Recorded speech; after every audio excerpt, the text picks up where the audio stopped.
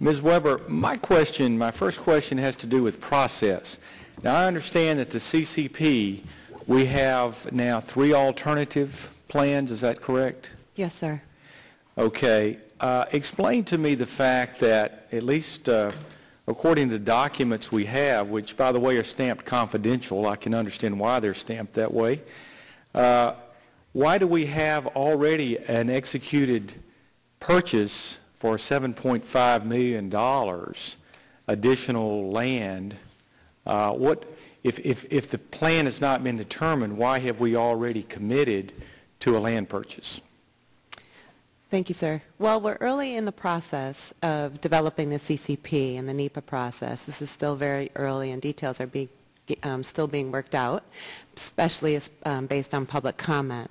But with that being said, as stated earlier, the 1992 master plan did talk about the erosion and the flooding of the southern area where the recreational beach is. Let's not go back to the 1990s. Just very specifically, why buy this land, $7.5 million, when you haven't decided what the plan is going to be? Just very directly. So we have not purchased the $7.5 million campground. We have entered into a contract that would allow us to do so. Excuse me, I'm sorry. This is not an executed purchase that we have? No, sir. We have not purchased that land. We have not spent any dollars on that land. Well, I understand you haven't spent the money, but it is a signed contract. It allows us the option to do so, but we will not do that until the entire CCP process. So you're saying this is simply an option? Yes, so you sir. can back out of this contract at any point? That is correct, sir. That is not our understanding. Our understanding, this is a committed contract that you can't back out of. It's an option to buy, but it's not, we have an option not to buy also. There's nothing in here about an option. We'll be happy to share that with you offline. It says, statement of just compensation. It's signed, executed, Joseph McCauley, Chief Division of Realty. I guess he's in Washington representing the service. Number of signatures by both parties. So I would submit to you, I was very moved. Your argument to move this parking lot and the plans that you have, I was very moved by the fact that you wanted to save taxpayer money. But I find it very difficult that we would pay $7.5 million of taxpayer money for land, buying a campground, when we don't even know if we're going to use it. So that's something that we're definitely going to want to pursue. Now,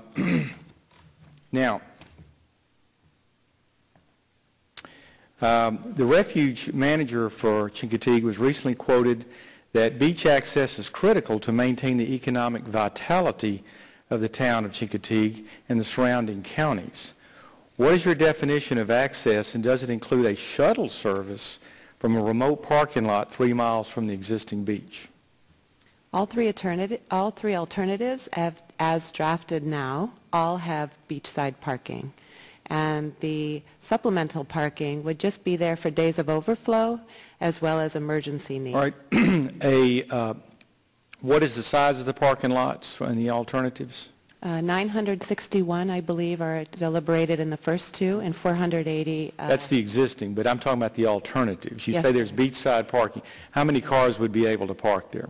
961 parking spaces are available. In the alternatives? Yes, sir, on the first and second, and I believe the third offers 480. Okay, 480 on Yes, one of the alternatives, and Yes. the same exact number for the other alternatives. That's my understanding. Okay. Now, you mentioned the cost to taxpayers, and again, I appreciate that, being a conservative. However, we're talking about the fact that these parking lots, while they do require some measure of rebuilding at times, remodeling and what have you, but I understand parking cost is $8 a automobile. That really adds up fast. That's a lot of money. So obviously if you move that and it's less accessible, there would be fewer cars. So if you have less revenue, then obviously savings may not count for much. Has there been a full study that compares the long-term economic impact of the existing parking situation versus the alternatives? Do we have a head-to-head comparison between the three? Not yet, sir, but that is part of the process. An economic analysis will be conducted as part of the CCP process. Okay. And what about the economic impact to the community itself? Yes, sir. I believe all of that is included in the analysis conducted. But it has not been completed? No, sir. So just to summarize, as I'm running out of time, we have a land purchase, and again, while we're offline, we're going to look at this again.